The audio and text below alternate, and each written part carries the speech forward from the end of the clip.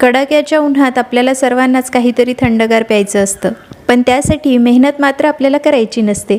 तर आज आपण घरगुती सामानात फक्त 10 मिनिटात तयार होणारी जबरदस्त अशी लिंबू शिकंजी बनवणार आहोत.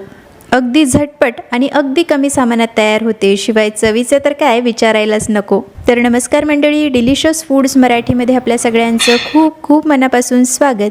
चला तर मग वेळ न घालवता आपण या अगदी मजेदार आणि सुपर टेस्टी अशा लिंबू शिकंजीच्या रेसिपीला सुरुवात करूया. तर लिंबू शिकंजी बनवण्याकरता सगळ्यात पहिले पॅनमध्ये आपल्याला 1 ते 1.5 चमचा बडीशोप घ्यायची आहे.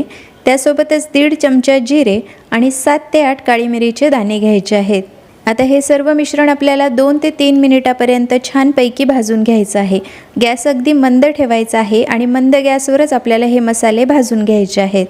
तर साधारणपणे 2 ते 3 मिनिटं झालेले आहेत आणि आपलं मिश्रण अगदी छानपैकी भाजलं गेलेलं आहे.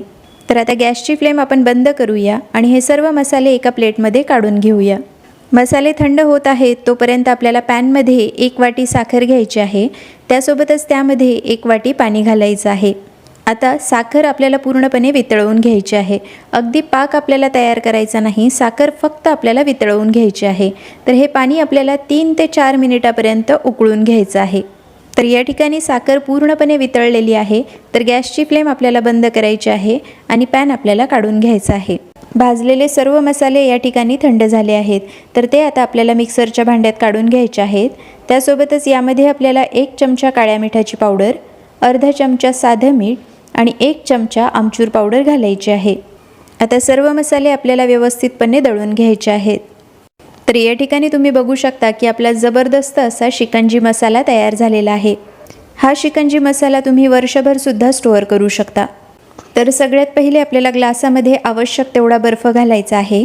बर्फ घातल्यानंतर 1 चमचा शिकंजी मसाला आपल्याला ग्लासामध्ये घालायचा आहे.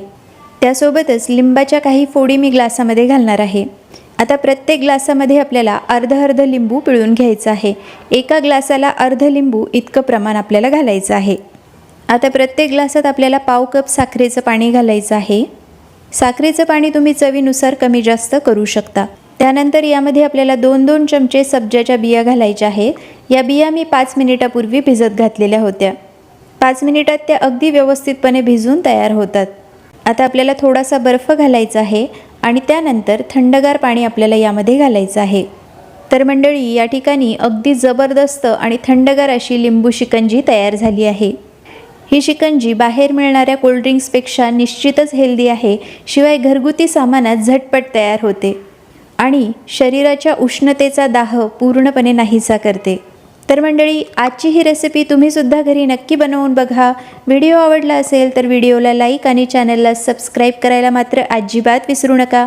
पुन्हा भेटूया अशाच एका रेसिपीसोबत. तोपर्यंत मस्त खा आणि अगदी हॅपी रहा.